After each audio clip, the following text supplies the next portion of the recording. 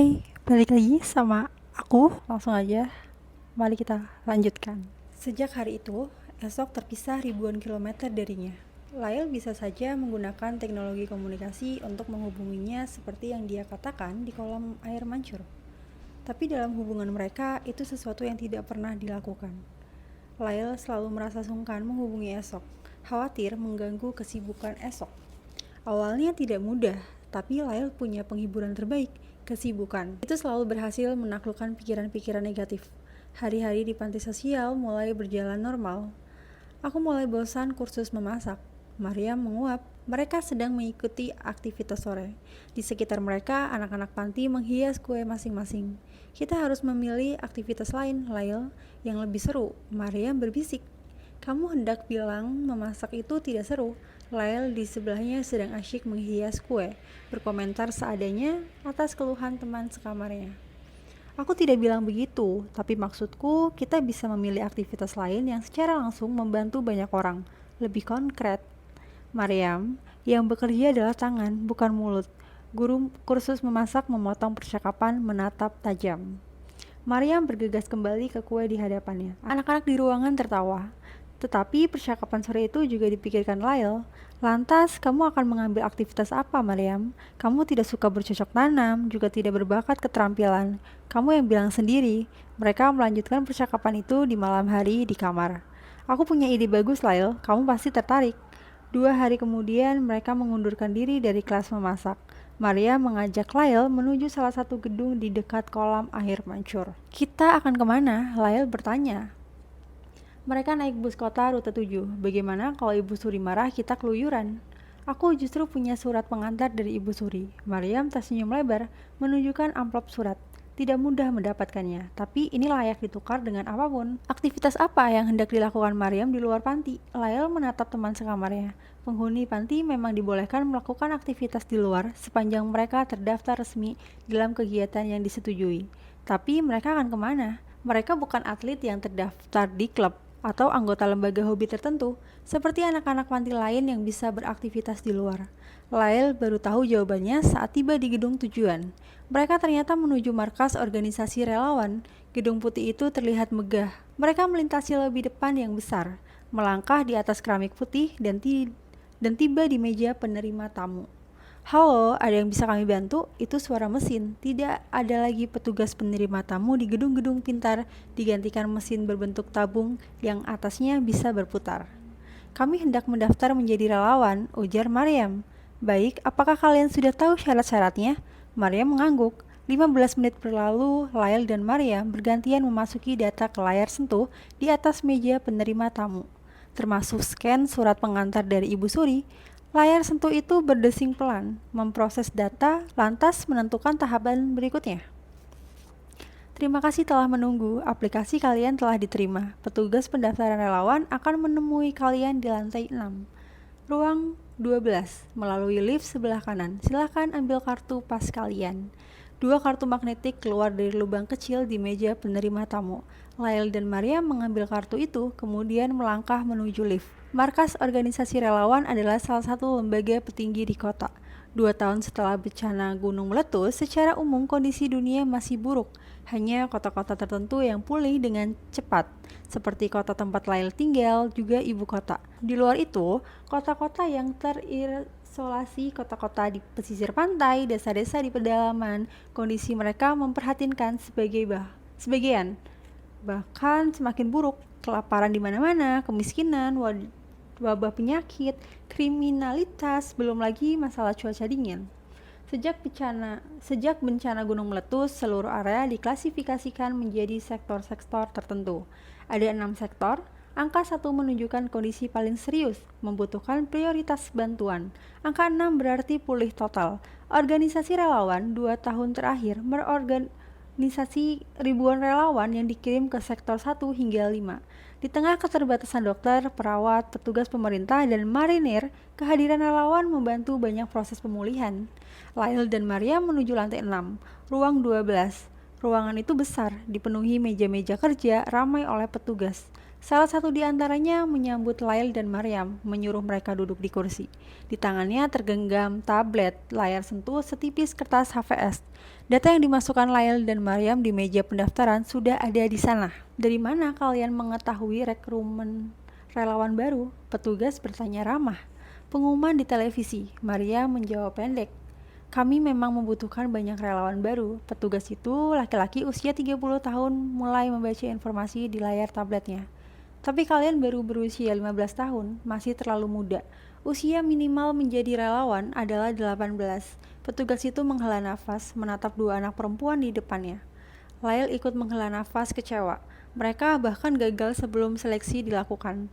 Tadi dia sudah senang sekali melintas lobi gedung yang keren. Melihat petugas berlalu lalang, terlihat gesit dan cekatan.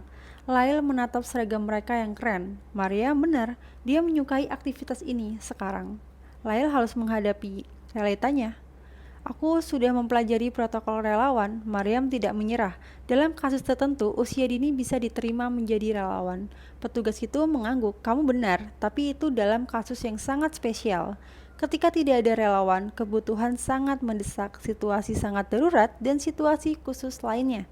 Ini situasi khusus, Maria menjawab cepat. Kami berdua bosan hanya mengikuti kursus masak di panti sosial, menghias kue-kue, bosan tidak melakukan apapun, sementara orang lain membantu banyak. Kami bosan hanya menjadi remaja biasa-biasa saja. Kami memang tidak jenius, tidak bisa membuat mesin roket, atau memiliki bakat hebat. Tapi kami ingin membantu. Itu situasi yang amat sangat khusus. Petugas terdiam, menatap wajah Maryam yang semangat. Lail yang duduk di sebelahnya menelan ludah, melirik teman sekamarnya. Apakah Maryam baik-baik saja? Apakah Maryam serius dengan kalimat-kalimat tadi? Atau dia sedang bergurau berlebihan seperti biasanya? Petugas itu memanggil seniornya, berdiskusi sebentar. Baiklah, salah satu prinsip paling penting di organisasi ini adalah semangat berbagi dan berbuat baik. Usia kalian memang baru 15, tapi kalian mungkin memilikinya. Kalian berdua diizinkan mengikuti tes. Jika lulus, kami akan memikirkan bagaimana baiknya. Maryam terlihat senang, menggepalkan jemarinya. Lail menghembuskan nafas lega. Dia tidak tahu akan seperti apa tes seleksi yang harus diikuti, tapi setidaknya mereka punya kesempatan sekarang. Petugas mempersilahkan mereka masuk ke ruangan kecil. Ada 16 meja di sana, lengkap dengan kursi. Lail dan Maryam dipersilahkan duduk.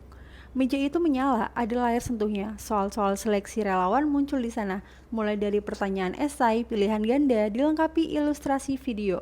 Itu dikumpulkan soal yang sangat komprehensif. Waktu kalian 60 menit, dimulai sejak aku meninggalkan ruangan ini. Maria mengangguk mantap, dia sudah siap. Selamat bekerja, persis petugas menutup pintu, seleksi dimulai. Hampir 100 pertanyaan muncul di layar sentuh, mulai dari sikap, psikologi, hingga simulasi keadaan darurat. Lail tidak tahu apakah dia menjawab dengan baik soal-soal itu. Mereka berdua juga tidak bisa saling memberitahu jawaban. Soal-soal muncul secara acak dengan tipe berbeda. Soal yang dikerjakan Lail, meski tingkat kesulitannya sama, tapi berbeda redaksional. Dengan soal yang dikerjakan Maryam, ada puluhan ribu kombinasi soal yang bisa muncul di layar sentuh. Integritas ujian pada masa itu sangat tinggi, tidak perlu pengawas untuk mencegah peserta ujian berbuat curang. Cukup dengan teknologi yang baik. 1 jam berlalu tanpa terasa. Lail dan Maryam menghembuskan nafas saat layar sentuh mengunci seluruh jawaban. Petugas kembali masuk. Kami akan memberitahukan hasil tes seminggu lagi ke panti sosial tempat kalian tinggal. Petugas mengantar mereka berdua hingga ke pintu lift. Rambut keribu Maryam terlihat mengembang besar. Lail meliriknya. Mereka sudah duduk di atas bus kota rute 7, kembali ke panti. Wajah berjerawat Maryam juga terlihat kusam. Mungkin 100 soal tadi berpengaruh pada rambut dan jerawat Maryam. Kenapa kamu melihat rambutku? Maryam bertanya ketus. Lail tertawa, buru-buru menatap ke depan. Kamu bisa mengerjakan soal tadi, Maryam? Lail bertanya. Sebagian besar, sisanya menebak. Kamu? Lail mengangguk. Sama. Soal-soal tadi tidak terlalu sulit karena mereka lama tinggal di tenda pengungsian. Mereka belajar langsung masa-masa darurat, berinteraksi dengan petugas medis, marinir, dan relawan. Itu pengalaman sangat berharga. Bagaimana kalau kita tidak lulus? Aku tidak mau kembali ke kelas memasak, menghias kue-kue. Maria menjawab dengan suara nyaring khasnya. Lebih baik aku ikut kelas merajut. Lail tertawa. Bus kota rute 7 terus melaju di jalanan. Kamu tahu Maryam, semakin kamu kesal maka rambutmu semakin mengembang. Aku khawatir lama-lama bus ini dipenuhi rambut keribomu. Apa kamu bilang? Maryam berseru melengking. Lail sudah bergegas pindah kursi. Seminggu kemudian, sepulang dari sekolah, Lail dan Maryam dipanggil Ibu Suri. Mereka bahkan belum sempat mengganti sarapan, dan bukankah sekarang waktunya makan siang? Semua penghuni panti sosial harus berada di sana. Kenapa mereka dipanggil mendadak? Apakah kamu membuat masalah baru, Lail? Mariam bertanya. Mereka berjalan di lorong-lorong lenggang menuju kantor Ibu Suri. Aku tidak membuat masalah, Lail menggeleng. Enak saja, setahun lebih mereka tinggal di panti sosial. Yang lebih sering dipanggil Ibu Suri adalah Mariam. Ibu Suri sudah menunggu di meja kerjanya. Duduk, Ibu Suri menunjuk kursi. Lail dan Mariam saling ngelirik, lalu duduk. Apa yang kalian lakukan seminggu lalu di markas organisasi relawan? Ibu Suri bertanya dengan intonasi dingin. Kami mengikuti tes, Lail menjawab. Bukankah Mariam memegang surat pengantar? Apa salahnya? Atau jangan-jangan Mariam memalsukan surat itu? Iya, aku tahu kalian ikut tes. Mariam bahkan memohon kepadaku memberikan surat pengantar dari panti. Dia bersedia menyikat toilet seluruh lantai demi surat itu.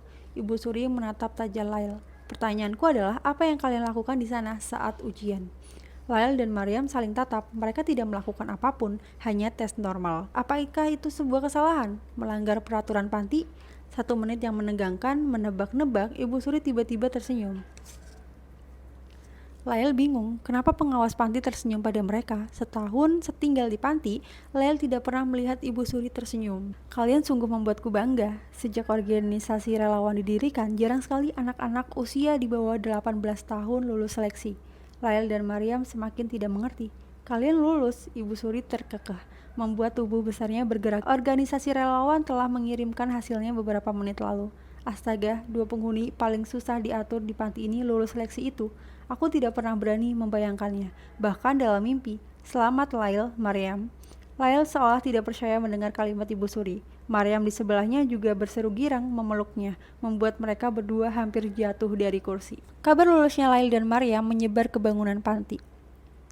Teman-teman mereka bergantian mendatangi kamar mengucapkan selamat, ikut senang. Esok harinya mereka berdua menghadap kembali ke petugas seleksi. Petugas memberikan selembar kertas berisi jadwal pelatihan. Mereka belum resmi menjadi relawan, masih harus melewati berbagai pelatihan dasar yang setiap jenisnya memakan waktu 2 hingga 3 bulan. Mulai dari menghadapi situasi bencana, pertolongan pertama, hingga proses pemulihan. Mulai dari pelatihan penyelamatan, psikologi sosial, pengembangan komunitas, hingga dasar-dasar medis. Mereka baru mengikuti pelatihan dasar, belum tingkat kelanjutan. Favorit Mariam adalah pelatihan fisik yang dilatih langsung oleh marinir. Jadwal Lail dan Mariam berubah. Setelah pulang sekolah, mereka langsung menuju markas organisasi relawan. Mengikuti pelatihan, baru pulang hampir pukul 6 sore. Tidak setiap hari, hanya 3 hari selama seminggu. Sisanya Ibu Suri memberikan waktu bebas. 1 tahun berlalu tanpa terasa. Kesibukan di organisasi relawan bisa mengusir banyak pikiran dari kepala Lail. Kenangan atas bencana gunung meletus, ayahnya, ibunya, termasuk Esok yang sudah tinggal di ibu kota. Usai, Lail sudah menginjak 16 tahun, latihan fisik yang berat oleh marinir membuat tubuhnya berkembang cepat. Dia sudah bertambah tinggi 5 cm. Juga Mariam, tubuhnya yang dulu kurus menjadi lebih berisi. Rambut kribo mengembangnya dipangkas pendek agar tidak mengganggu.